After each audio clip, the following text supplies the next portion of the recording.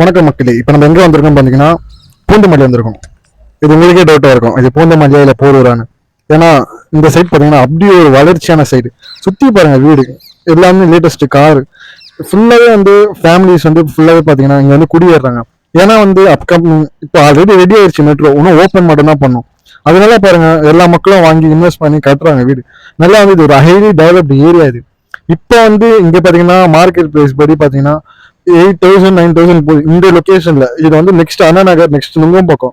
ஆனா வந்து இங்க பாத்தீங்கன்னா வந்து 800 ஸ்கொயர் ஃபீட் பாத்தீங்கன்னா ஜஸ்ட் 45 lakhs மட்டும் தான் சொல்றாங்க.